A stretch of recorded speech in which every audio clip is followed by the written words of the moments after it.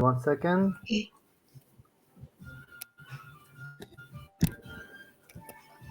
Okay, here we are. Здравейте! Добре дошли на първият вебинар, на който Digitsole ще бъде представен в България на български. Аз съм Елена Йовска от Allsport. Ние сме официалните представители на Digitsole за България и имам удоволствието да ви представя доктор Кристофър Про, който е хиропрактик с частна клинична практика в Америка. Изключително добър е в изследването на движението и вярвам, че този вебинар ще бъде изключително интересен за вас. Представям ви доктор Кристофър Про. Thank you, Elena. And thank you all for attending. And hopefully I'm going to provide you some interesting information. Благодаря ви за участието.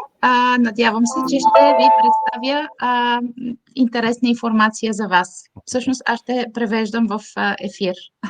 Okay, I'm going to share my screen and the presentation.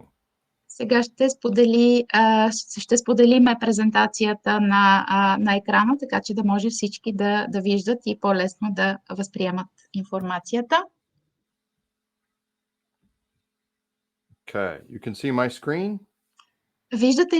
Виждате ли екрана? Можете в чат формата отстрани просто да напишете едно съобщение, някой да напише да, ако виждате екрана споделен. Аз лично го виждам. Yes, I can see the screen. Okay, excellent. So this is about the Digitsole product, and our goal is to discuss a little bit about some of the features and how you implement it in clinical practice. Ще ви представя Digitsole Pro и как тя е имплементирана в практиките на хората, които се занимават с изследването на движението и стъпалата. So since 2015, Digitsole has been developing this technology, which is designed specifically to evaluate human movement. От 2015 година Digitsole развива и разпространява дигитална здравна платформа с цел постоянен и всеобхватен мониторинг на параметрите на движение и свързаните с това патологии. And so the company is from France, and they have been developing technology that is very small but very powerful. Компанията е френска, създаден е продукта във Франция. Продукта е малък, но е изключително мощен и всеобхватен и прецизен. Right. So what I have in my hand here, this is the sensor that goes inside of an insole. Така, just a second. Това, което Крис държи в ръцете си, е сенсор, чип. Okay. And then we put it inside of a shoe. Чип, който е в стелка и слагаме тази стелка с чипа в обувката. So there's no wires and you get to use the shoe that is owned by the patient. Така че се използва обувката, която си е на пациента. So it is very, very small and can collect a lot of data for up to 2.5 hours. Много малък чип, но събира много голяма база от данни за изключително кратко време. Okay. So the chip is using an artificial intelligence and machine learning algorithm. Чипът е изкуствен интелект, така да се нарече. Това е изкуствен интелект, който използва алгоритъм. So it is what's known as an IMU, an inertial motion unit. Така, и събира. Технологията е базирана на иновативен софтуер и е лесен за използване. Right.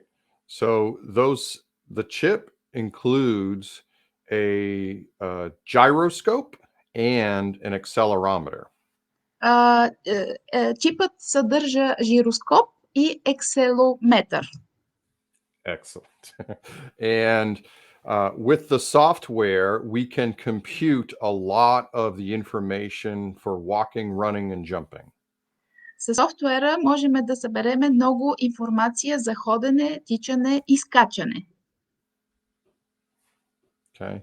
It's mobile, so we do not have any wires. Лесно е за употреба, няма никакви кабели. And we collect the data on an application through iOS or Android. Събира се информацията на мобилните данни се съдържат, се събират абсолютно мобилно на облак чрез системите на iOS или Android. Right. And there's also an app that we can open on our computer and get even more detailed information. Има ап, който може да се отвори и на компютър за още по-подробен анализ. В смисъл за още по-прегледно преглеждане на всичките параметри от изследването. So I usually collect the data with my tablet, and then I bring the patient into the room to go over the information on a computer. Аз лично събирам и държа информацията си на таблет, така че да може, когато пациента дойде, да мога да му я представя детайлно. Right. So you can run this software on many different devices at the same time. Може да се използват най-различни устройства, за да се прави този анализ. Okay. But you do need a connection to the internet, either Wi-Fi or data from your phone. Но имате нужда от интернет, Wi-Fi, който може да се използва от телефона, от смарт телефона ви. So the chip collects the information and sends it to the cloud to calculate.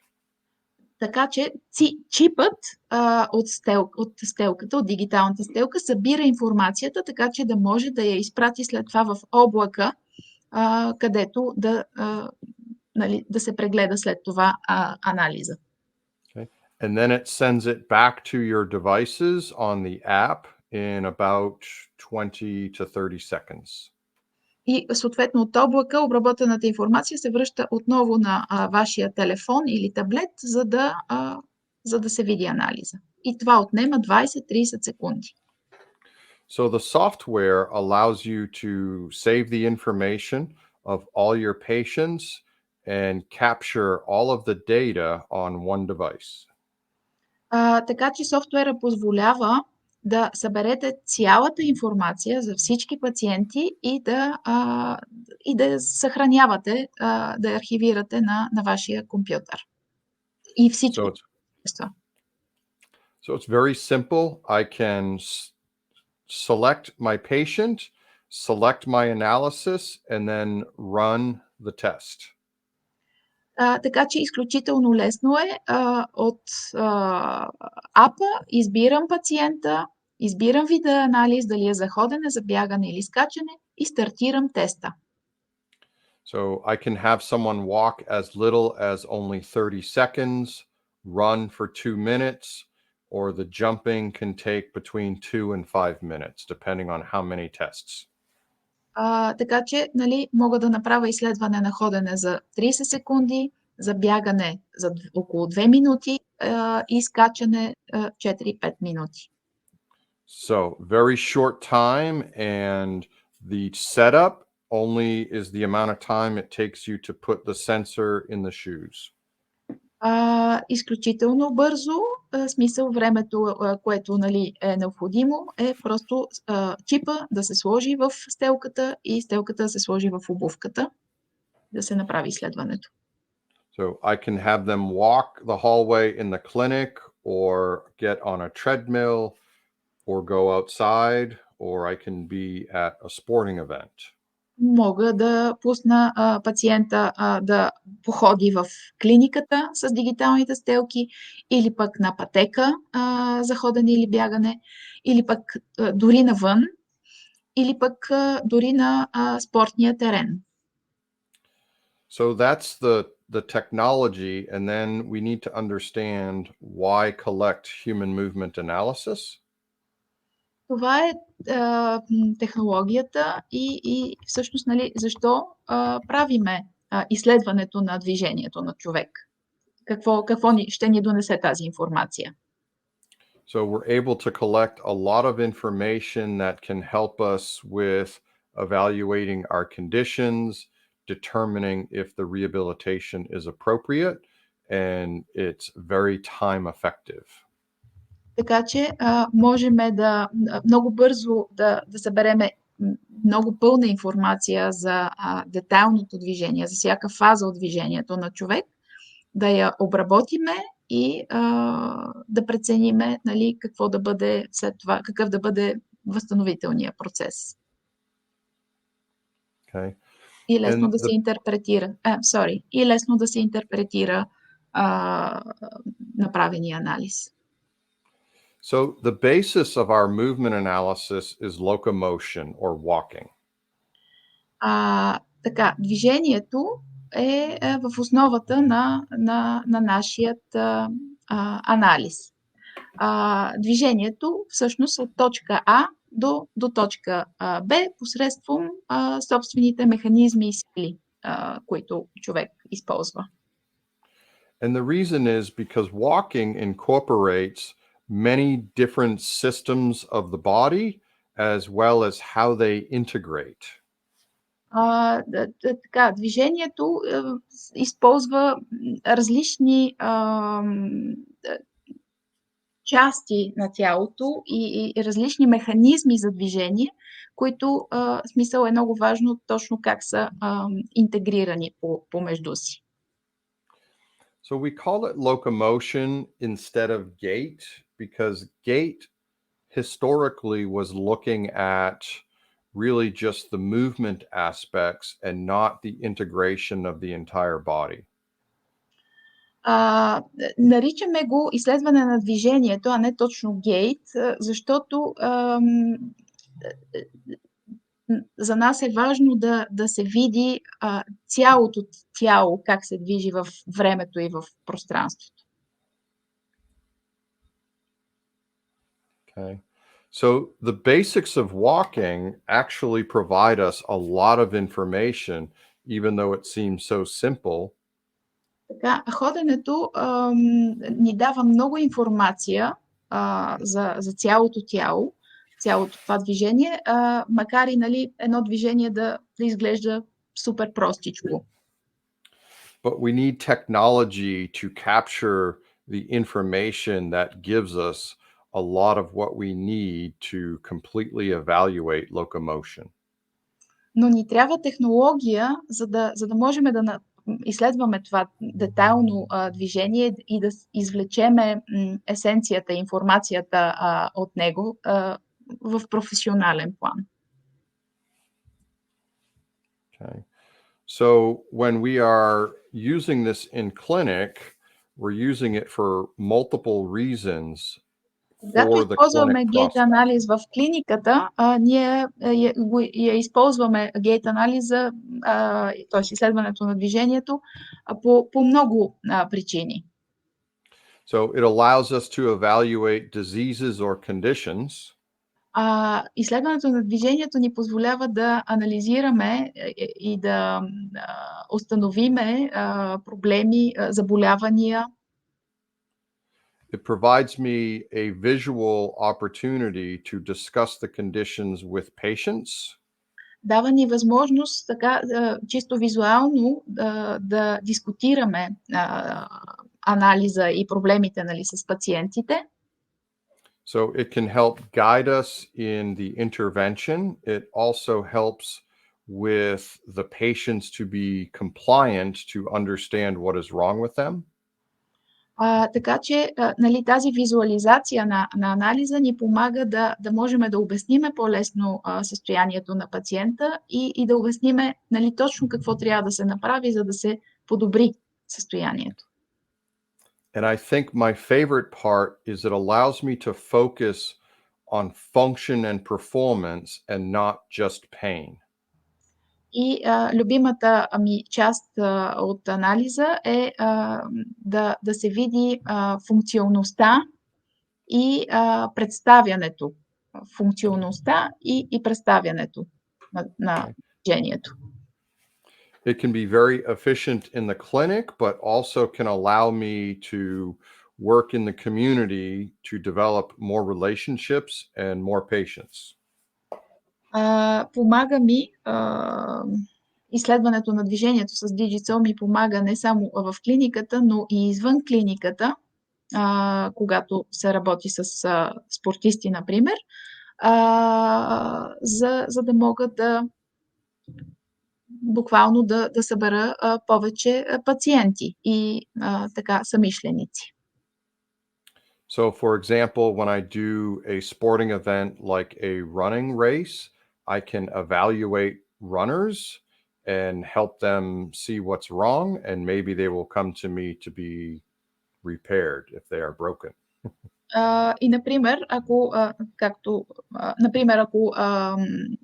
отида с технологията на някакъв спортен и спортно събитие, например маратон или бягане, и направя анализ на спортистите и мога да видя и да им покажа и на тях, така че и те да видят какви са проблемите и съответно след това те биха могли да дойдат в моята практика, за да помогна за някакъв проблем, който евентуално имат.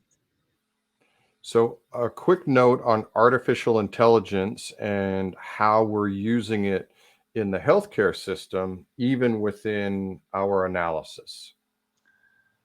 И така, изкуственият интелект как присъства нали, в анализа на Digitsole Pro.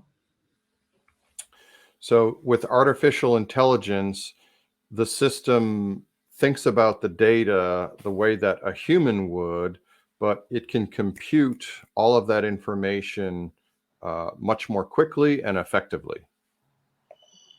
Чрез изкуствения интелект може да се разбере по-добре интелигентността на тялото. Но изкуственият интелект не се ограничава до методи, които могат да бъдат биологично наблюдавани. Интелигентността е изчислената част от способността да се постигат цели. Различните нива на интелигентност се наблюдава при хора, животни и някои видове машини. And with artificial intelligence, we're able to evaluate a lot more conditions with better detail. С изкуствения интелект могат да се установят много повече състояния и много по-детайлно. So these are a few of the conditions that affect walking and allows us to evaluate these conditions. Ето това на екрана виждате някои от условията, които влияят на движението. Right? So even behavior can change the way people walk, but also neurodegenerative conditions, obesity, osteoarthritis, spinal conditions. Така, различните патологии влияят по различен начин на походката. Например, когнитивното поведение, невродегенеративни промени, като различни заболявания, като травматично мозъчно увреждане, Паркинсон, Алцхаймер, невропатия и така нататък. So the reason is we're able to determine not that someone is obese, but the influence of obesity on they're walking, which could give them a condition that would require a lot more invasive procedures later on. При такова травматично мозъчно увреждане, то разбира се влияе на анализа и всъщност ако не се знае още за такова заболяване, то може да се засече чрез анализ. Right. So earlier intervention, we can do better with conditions. It also saves money. Така че ранно установяване на такива проблеми може естествено да се повлияе и да се реагира по-добре на възстановителния процес, а и излиза по-евтино като лечение. For example, we could determine that someone is going down a bad course of care and may need a joint replacement, or we can detect 4 years earlier using walking a disease such as Parkinson's. Например, чрез анализ на движението могат да се засекат множество заболявания. Дори, примерно, заболяване като Паркинсон може да бъде предречено 4 години по-рано, ако се правят редовно такива изследвания.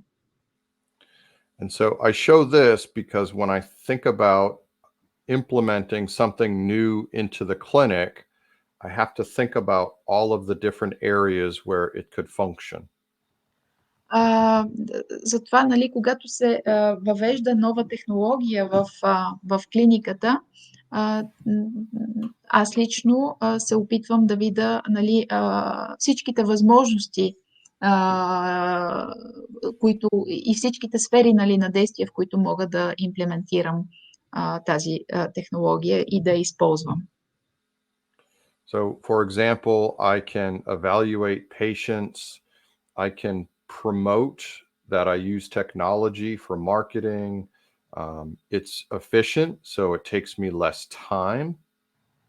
И когато, примерно, се промотирам като специалист, че смисъл какви технологии мога да предложа при изследването на пациентите, това вдига и моята оценка, и спестява време на обслужване, да го кажем, на един пациент. It may allow us to have better outcomes with our patients, and as a result of all of this, it provides for higher patient satisfaction, which is even important in clinical outcomes. И така, в смисъл, когато имаш такава технология, обслужването, анализирането, обяснението на пациентите на състоянието чрез детайлния анализ, който е изключително лесен за възприемане дори от пациентите, тяхната удовлетвореност, услугата, нали, чисто като и от маркетингова гледна точка, която е на изключително високо ниво, подобряването и на резултатите на специалиста води до увеличаване и на приходите на самата клиника от дейността. So there are these considerations by clinicians when they're deciding to add something new. Така че, нали, това е, което трябва да осмислят специалистите, когато внедряват нещо ново. And sometimes it's they don't have experience. They feel their education is not high enough, and the implementation is one of the biggest barriers in how to use it in clinic. Една от бариерите за използване на подобен тип технологии в клиниките може да бъде вследствие на това, че примерно в образователната, по време на образованието си не им е представена и не са изучавали такива технологии. не им е познато, а пък доста хора се страхуват от новите и непознати неща. So we consider all of the processes, direct and indirect, such as what it can do for the patient, but also what it can do for your clinic and how your clinic runs. Но нали, човек трябва да прецени какви са индиректните и директните резултати, които би могъл да има от една такава технология, какви са плюсовете, то минуси всъщност няма, и съответно да вземе решение. Elena, can I ask you a question? Yes? Yes. Is healthcare in Bulgaria a socialized government system? Yes, but these kind of services are not covered by the government. Okay, but this is not unusual that people will offer additional services. Yes, it's not unusual. Okay. Yes. So that's what we mean also by improving the ability to capture more patients, potentially generating additional revenue while doing a good job. Това, което ме попита Крис, е дали в България здравната каса покрива такива изследвания. Казах, че не покрива такива изследвания, но това, което той каза ми, ето това е още една причина специалистите да могат да предоставят добър сервис, за който в края на краищата пациентите си плащат, но получават изключително качествена услуга и обслужване. So now I want to cover some of the what we refer to as key pathologies that we can evaluate with walking analysis. Сега искам да представя някои ключови патологии, популярни, които нали, могат да се засекат чрез изследване на движението. And I always like to start with low back pain because it is the number one disability in the world. Винаги започвам с болките в кръста, защото това е проблем номер едно в света по оплаквания нали, на пациенти. Right. And there are multiple factors associated with low back or spinal pain. Many we have not determined before they have pain. Болки от мускулно напрежение или скованост обикновено нали, дефинираме като хронична болка. Неспецифични болки в кръста е такава, която не може да бъде определена от някаква нали, специална патология. Okay. So there's really, again, these two main reasons, especially with the patient, in why I do an analysis on all my patients. И сега ще обясня защо правя такова изследване на движението на всички мои пациенти. Okay.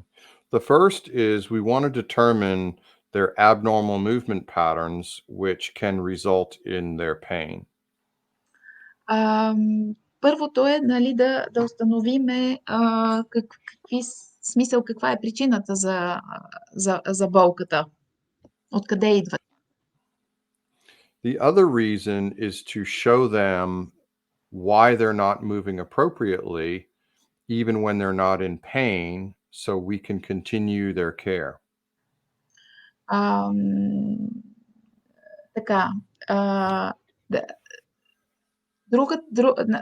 Значи ние excuse me, could you repeat please? Sorry.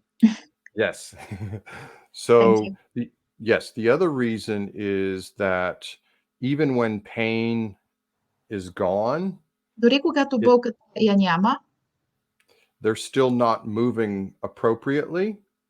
все още не се движи човек както трябва, правилно. and we want to correct their dysfunctional movement patterns. И ние искаме да коригираме тази неправилна част от движението. Low back pain is not about pain, it's actually about dysfunctional movement. Болката в кръста не е точно болка, то е дисфункция някаква дисфункция в движението. Okay. So some of the things that can change with this patient population is the list over here: decreased walking velocity, step and stride, asymmetry, all of those things that we don't really have the ability to detect with detail unless you have technology. Така, без технологията няма как да се види точно как стъпва човек, с колко дълга е крачката му, колко задържа на пета, на цяло стъпало, за колко време отласква на пръсти, колко е двойния контакт върху двата крака, колко бързо се случва всичко. И няма как без технология да се види точно тази гейт линия. So we have a question sometimes that what makes Digitsole Pro a must-have for a condition? И тук трябва да си зададем въпроса защо при болки в гърба трябва да се направи изследване на движението и всъщност защо да използваме Digitsole Pro? Right. So the answer is really the same for most all of these, is that it allows us to better plan treatment and to focus on function, not pain. Така, трябва да се фокусираме върху функцията на движението, не болката. И трябва да разбереме, първо да не се лутат пациентите в търсене на точната диагноза и лечение,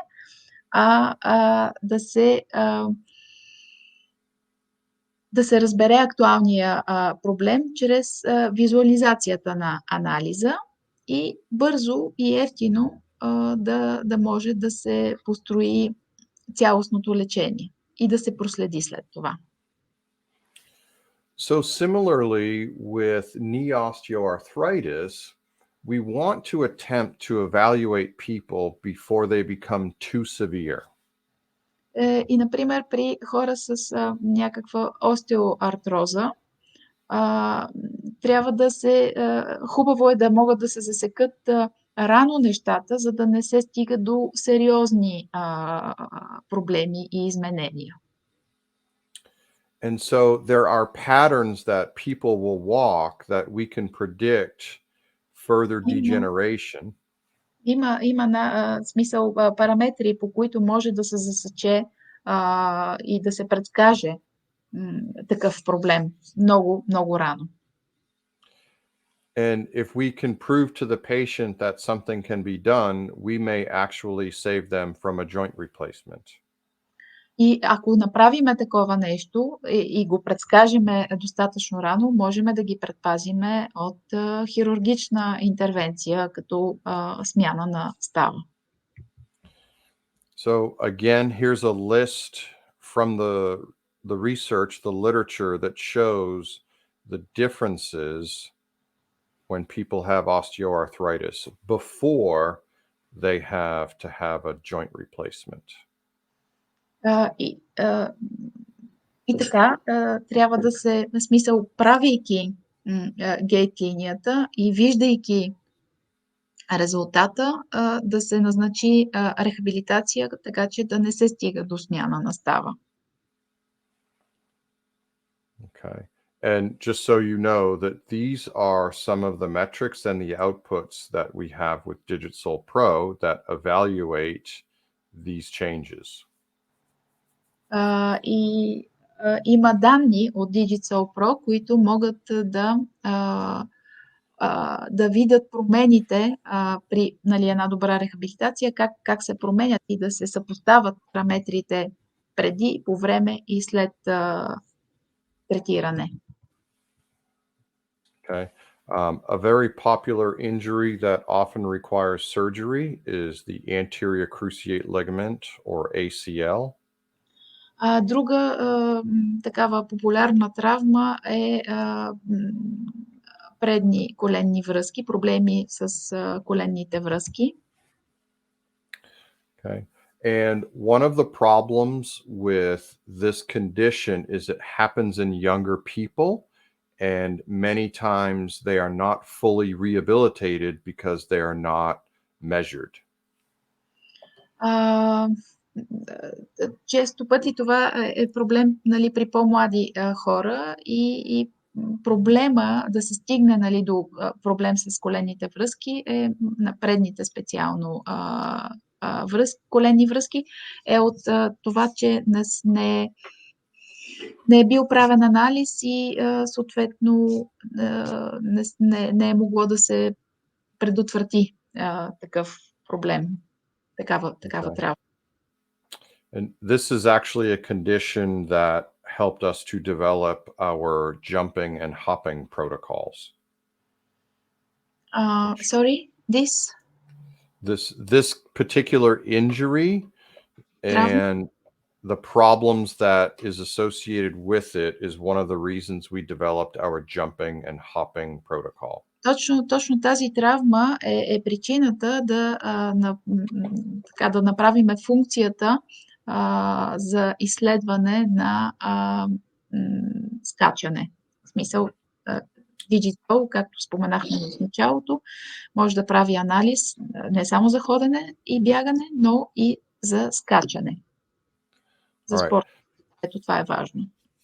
So I want to cover 3 analyses on real people, and so I'm shifting to my online software. Прехвърлям на моя профил в облака, където имам реален случай, бих искал да споделя на пациент. So this was a patient that had a spinal cord injury in the cervical spine about 13 years ago. Това е пациент, който преди 13 години е имал проблем с гърба. And we wanted to evaluate the potential of a treatment to help him move better. И искахме да видим, нали, как да направим анализи преди, по време и след тритмента, така че да видим и да устойностиме, нали, подобрението от нашата работа. Right. So he presents very similar to a patient with cerebral palsy.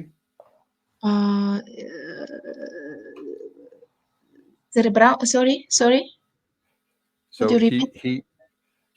he appears, because of his limitations, he's very similar to someone with cerebral palsy. Той е бил, смисъл, лимитирането на движението е било подобно на човек с церебрална парализа. So the reason we wanted to investigate another treatment is he's also at a high risk of falling and injury. Така че, нали, риска от падане при такива хора е много голям и искахме да изследваме и да видим какво и как да направим. Okay. And so on the dashboard, it shows me 3 simple metrics that really have a lot of good information. Още в началото на дашборда имаме 3 показателя, които дават доста добра информация. Okay. So the symmetry, this percentage is the contact time, right? The amount of time they spend with their foot on the ground. Симетрията е тези 80%, които виждаме в ляво, е симетрията на двата крака, когато са на земята. Okay. В контакт с. You'll also notice that we have colors in some of these metrics. Виждаме, че имаме цветове на тези визуализации, метрични визуализации. And this is part of the artificial intelligence that when it shows in red, it means it is not normal. И това е, нали, част от интелигентността на системата да показва в различни светове параметрите. В червено това са параметри доста извън норма. Okay. If it's in green, that means it is normal. Ако параметрите са в зелено, означава, че те са в норма. And if it's yellow, it is almost approaching abnormal. Ако са в жълто, са почти в норма, леко извън норма. Okay. And that is why in the patient information, we put their age, height, weight, gender, foot size. И затова в картона на пациента ние вкарваме данни за възраст, пол, размер на обувка, височина и тегло. Right. And what it does is the information is being related to the normative values of that particular age, gender, height, weight. И всичките тези параметри за възраст, пол, ръст, килограми всъщност създават в системата, в интелигентната система на Digitsole Pro е създадена точно от база данни на норми, така че когато се въведат параметрите на дадения човек, вече софтуера знае каква е нормата за тази възраст, пол, височина и тегло. И вече резултатите, нали, от съответното ходене, когато се изпишат на екрана, самия софтуер интелигентно ги поставя съответно в червено, жълто или зелено. Съответно, извън норма, леко, почти в норма и в норма. So it shows us that in his walking profile, he has a 65% almost stance, 35 swing, and 59 or almost 60 and 40 on the other side. И съответно, нали, в този случай, който разглеждаме, виждаме, че върху левия крак той стъпването е почти 65%, залюляването, в смисъл, когато левия крак е във въздуха, е 35%. И съответно с десния виждаме, че когато е стъпил е почти 60% и 40% когато е в въздуха. Okay. So at normal speed, the stance should be about 60% and the swing should be about 30%. И 60-30%. 60-30, yes. 60-40. И когато, да, yes.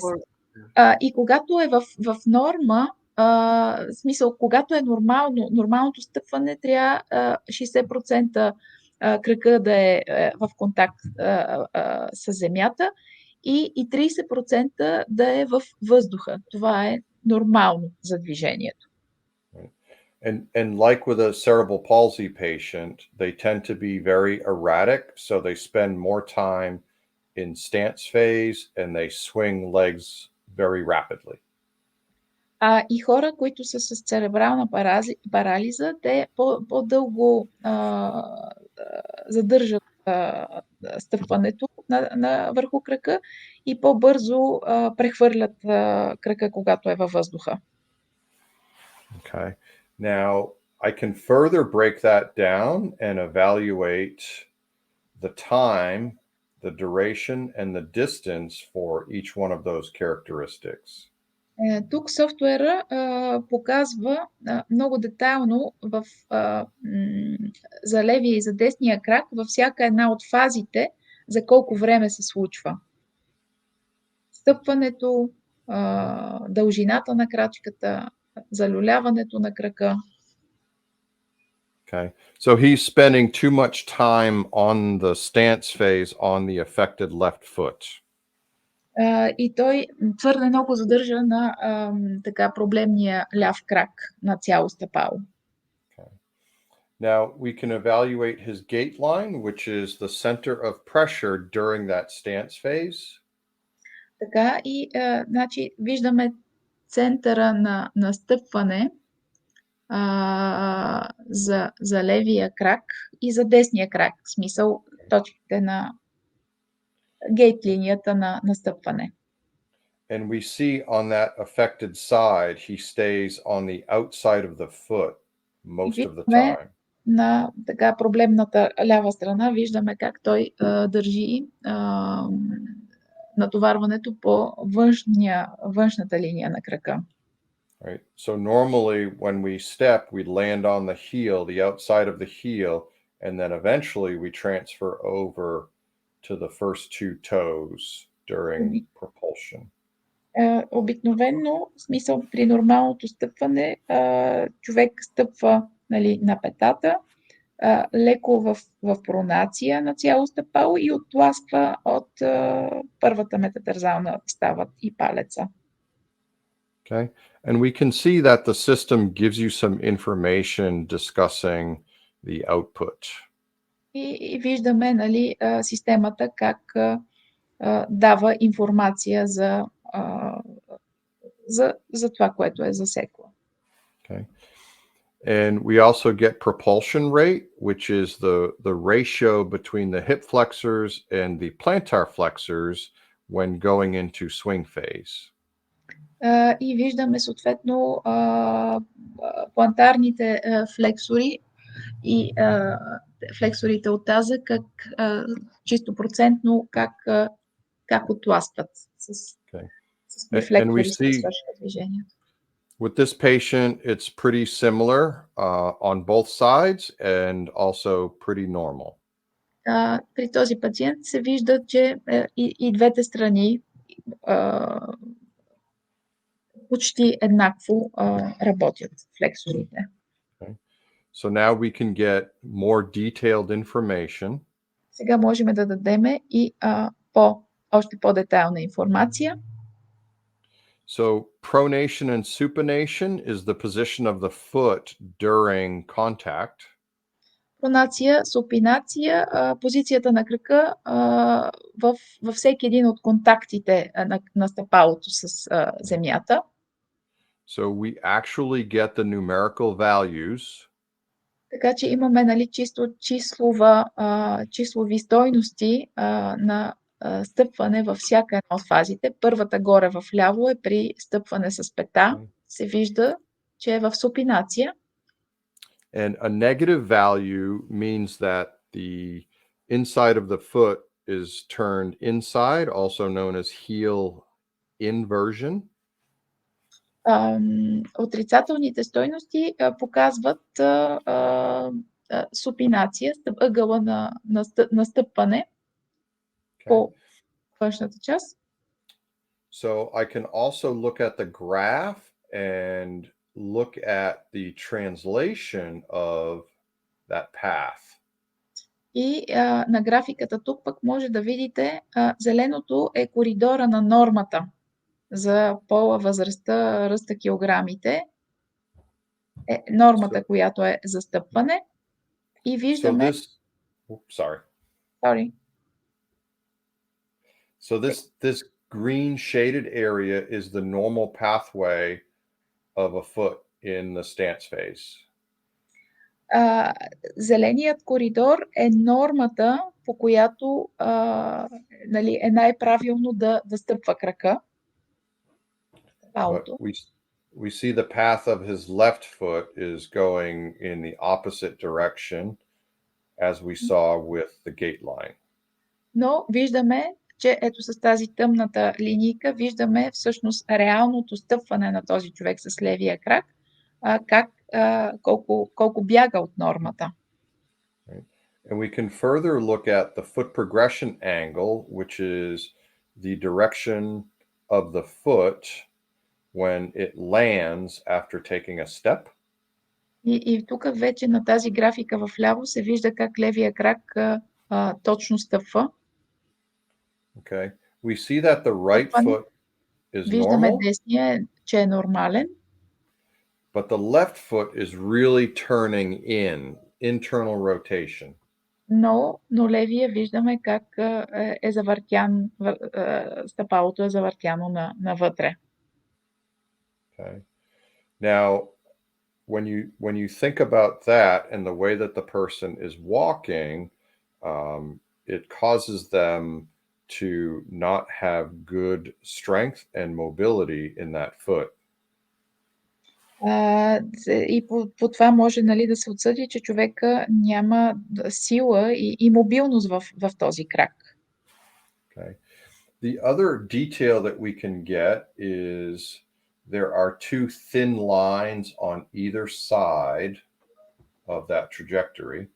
Да, и тук виждаме, че тези сивите линии, всъщност, нали, има една тъмно-сива, която е по средата и две по-светло-сивички отстрани. Okay. That's the variability of one standard deviation. Това е вариабилността, смисъл най-ниската и най-високата стойност, която е изследвана по време на цялото движение. А средната линия е средната стойност между най-ниската и най-високата стойност на вариабилността. There should be some variability because this is too tight, and that means he has minimal ability to respond to a changing environment.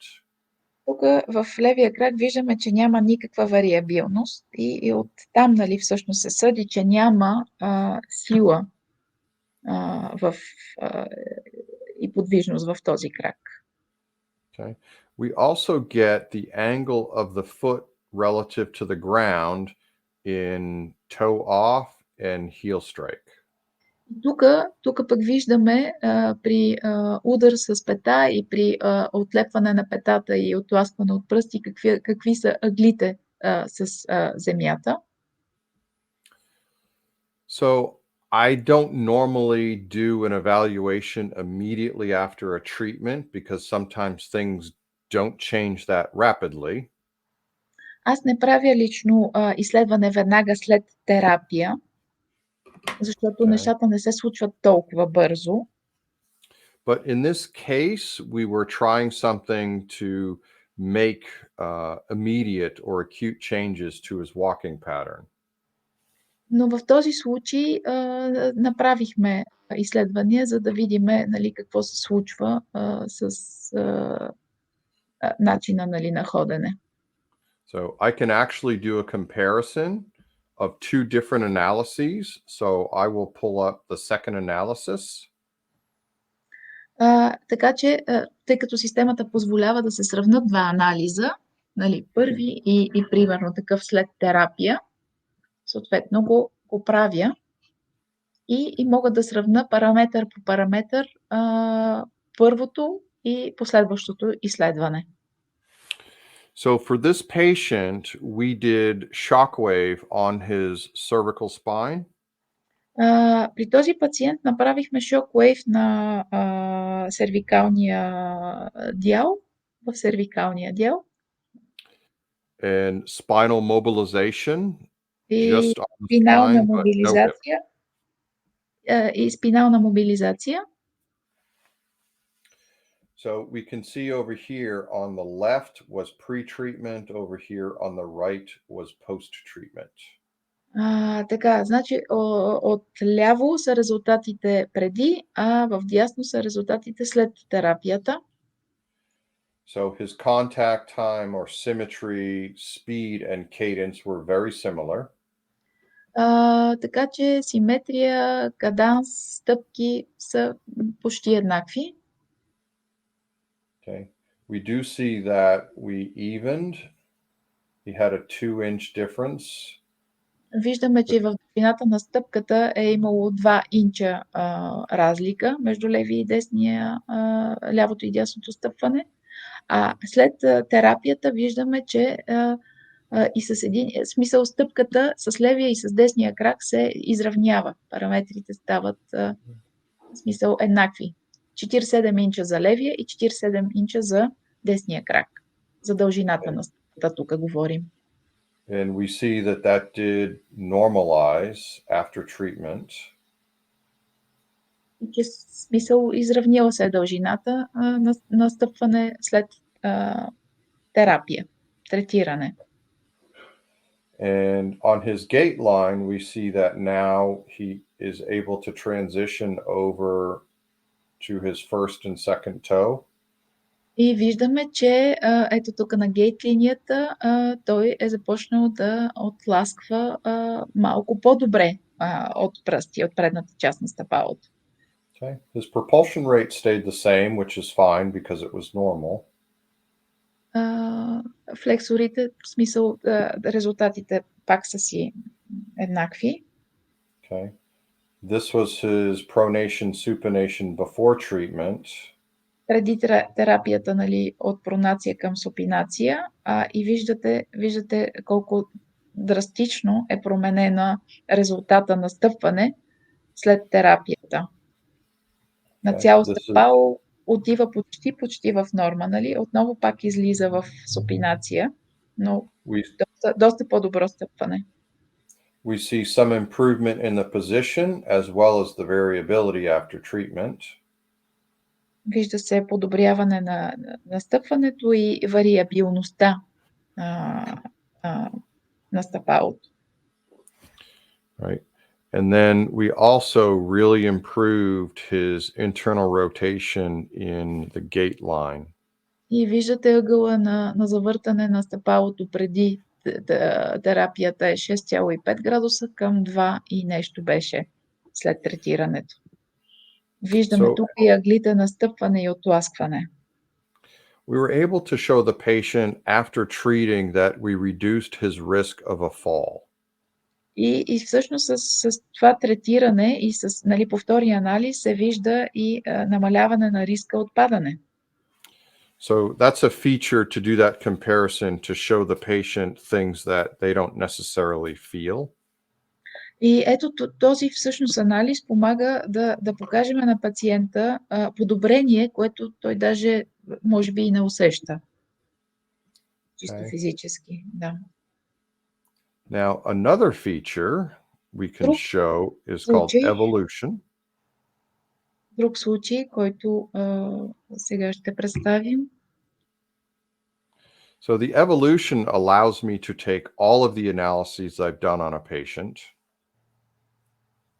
Тук тази еволюция на даден пациент може да покаже, нали, как всичките видове, всичките анализи, които са направени на този пациент, как еволюира случая. So it allows me to show all of the points and the changes over time. Може да се покажат, нали, всичките параметри на промяна за периода, нали, за времето, през което се проследява този даден пациент. So I'll quickly show you the two other analyses. Сега ще покажа още два анализа. So this is part of the jumping analysis. So we have 4 jump tests. Това е анализ за скачане. Okay, so we get many metrics of the jumping analysis. Има много така измервания, които се правят по време на анализ за скачане. So we have a counter movement jump, a single hop, a triple hop, and side hop. Тук могат да се видят различните, нали, фази от скачането. So for all of these jumps, we get very similar characteristics. Във всичките видове скачания и отскачания можем да видим, нали, подобни характеристики. Okay, so lots of really good detail. И много добри детайли. Например. And now I'm going to show you a run real quick. Сега ще видим един анализ на бягане. Right. Because we're not connected with wires, we can actually have a patient go run outside. Смисъл, обикновено изследването за бягане се случва навън, в естествена среда или на терен спортен. Or on a court or a track, wherever they may have their sport. На терен, на който се осъществява дадения спорт. Примерно при тенис, на тенис корт, футбол, футболен терен, лекоатлетическа писта. So this is an entire 5 kilometers of running. Ето това е изследване на 5-километрово бягане. Okay. We get very similar data that we have with the walking analysis. Подобна дата, както имаме, нали, при анализ за ходене. Okay. But we can also look at some detailed points. So I can actually click on a moment in time during running. Но можем да видим всеки един момент от бягането. Okay, so I can look at symmetry, strike pattern, all very similar characteristics to walking. Симетрията, подобно на анализа за ходене. And I can click on two different points, maybe when they were running faster or slower or fatigued. Можем да засечем, нали, две различни точки, при една примерно на по-бавно бягане, една на по-бързо бягане и да видим какво се случва. So if I was working with a competitive runner, I can look at their first kilometer and look at their last kilometer and see if they're maintaining their output. Това е анализ на професионален бегач и засичаме първия километър как стъпва и последните километри как стъпва. All right, I know we're right at 1 o'clock or 8, or I forget what time it is where you are, but 6 or 7 o'clock, right? 7 o'clock? Yes. Oh, thank you, Elena. I know how challenging that is to do that translation very quickly. Thank you, Chris. Надявам се, смисъл превода ми да е бил достатъчно добър и да съм била достатъчно полезна по време на целия този превод. Благодаря ви за участието. Ако имате въпроси, моя имейл е оставен в чата, така че можете да ми изпратите на имейл. Thank you, Chris. Yes, thank all of you for your time. And if you have more questions, I know we're past time. You can email them to Elena, and you can contact me whenever you would like. Както казах, на разположение сме и аз и доктор Крис Проукс. Ако има въпроси, може да ги изпратите на мен. Аз ще ги препратя и към него, така че да имаме наистина и професионален отговор. Благодаря и приятна вечер всички. Thank you, Chris. We're good? We are good. I said that okay. My email is on the chat form, and yes. If somebody is writing, Velizar is writing something. Okay. Yeah. But if somebody has questions, I will forward to you, and we'll be happy to have your answer. Thank you very much. Thank you. Thank you. Bye bye. Thank you, Oscar. Bye. Thank you. Bye bye. Bye bye.